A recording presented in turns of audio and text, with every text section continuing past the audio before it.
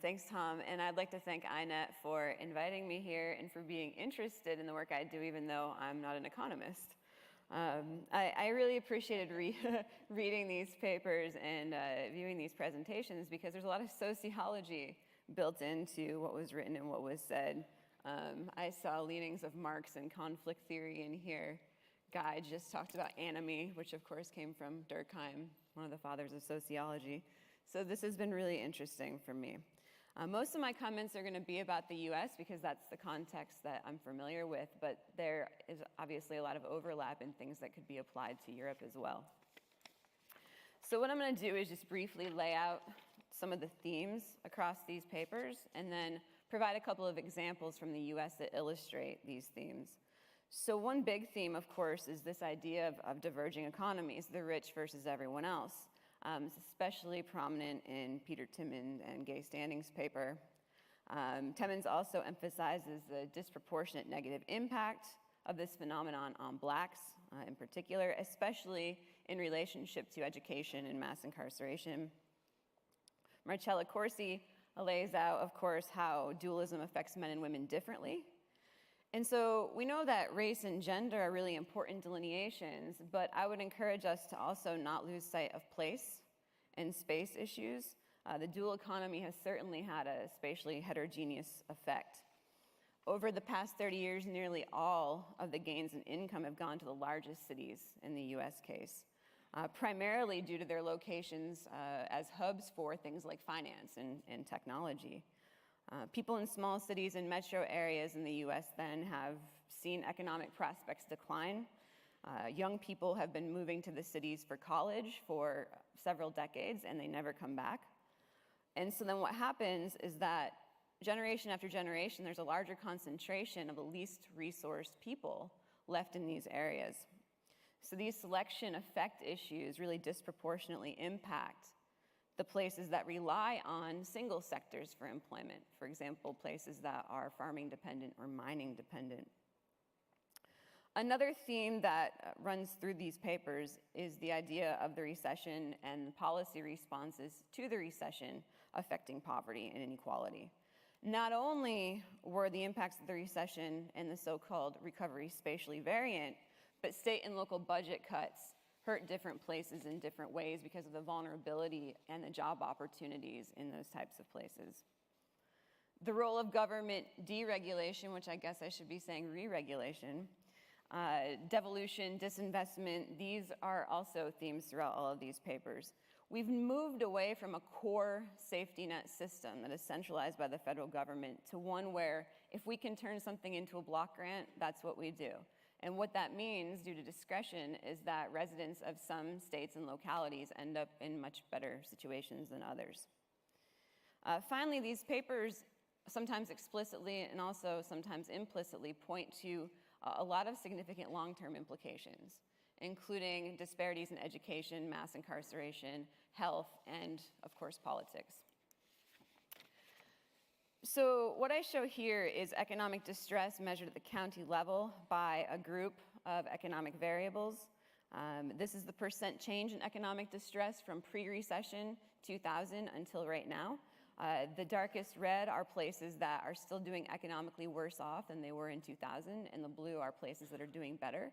We can see major spatial concentrations here, clear geographic clusterings of counties where distress has declined versus where it's increased. And it's increased in places that were once thriving economically. There were manufacturing hubs of the US, for instance.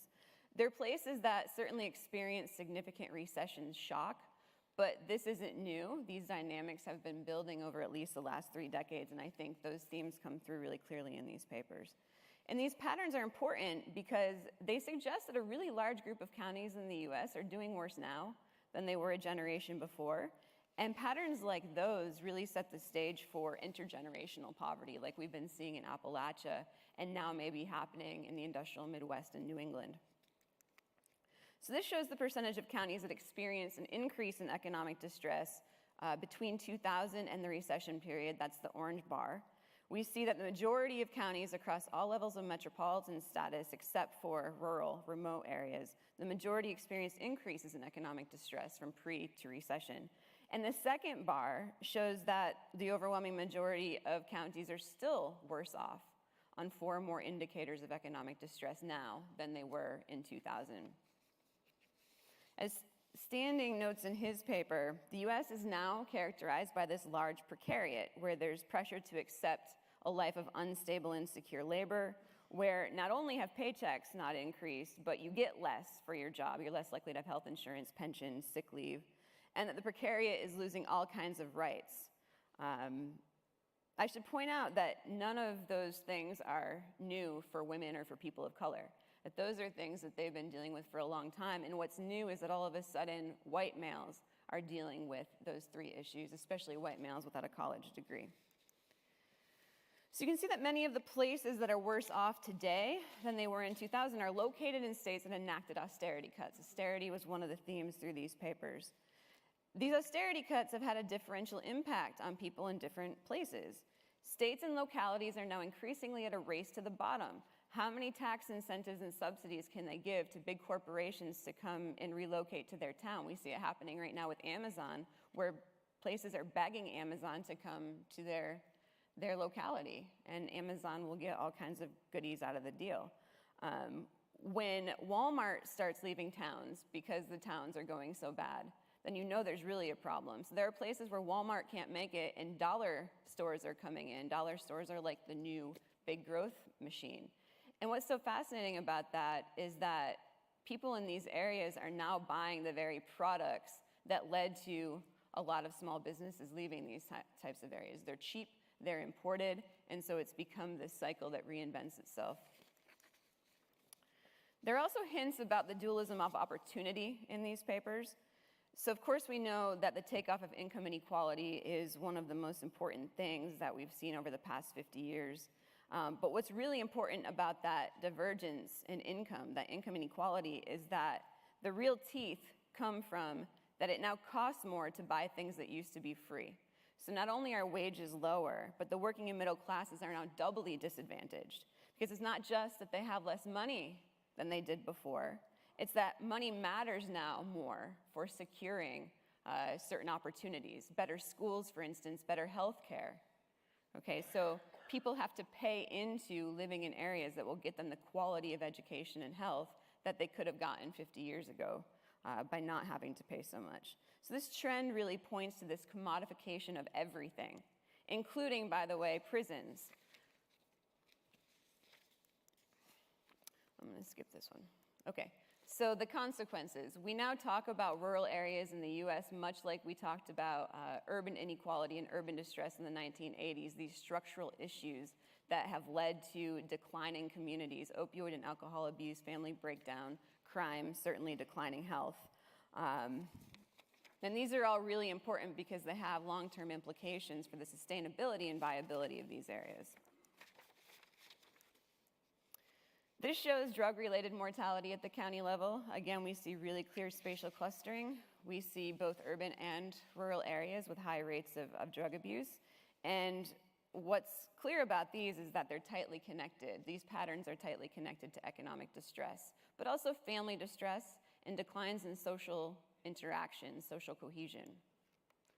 We've seen upticks in suicide among both men and women during the recession period. For men, the upticks were between 2008 and 2010. Women had a lagged effect for about a year. So suicides are increasing with the recession. Talked about incarceration. The level of incarceration has increased astronomically, and part of that is a result of private prisons. Private prisons who have lobbyists and who give campaign contributions to ensure that people will continue to get locked up, more people will get locked up. And if you read that quote, the gist of it is that the Corrections Corporation of America is really happy that they've been able to fill up their prisons for economy of scale issues, and they're going to keep engaging in methods to make sure that they get to have more product in their prisons, commodification of incarceration. And then, of course, there are the political implications. This is a map that shows Trump's overperformance, how he did relative to Mitt Romney in this election, and how he did relative to Mitt Romney as a sort of baseline. And so what you see here, again, is clear spatial clustering across the industrial Midwest, and of course, that region was the difference maker, and that region is the one that has experienced almost all of the economic decline. That's not me, but I'm happy to take Adam Smith's quote if we need to. The last point here with this graphic is just that it's not just economic distress that was related to Trump's overperformance, that it was all different levels of distress. Health distress, drug, alcohol, and suicide mortality, family distress, in both metro and non-metro areas. At every distress indicator you could think of, Trump overperformed most at the highest quartile of that distress indicator. So these things are all wrapped up together. It's not just the one thing. And on that note, I will pass it to the other discussant. Thank you very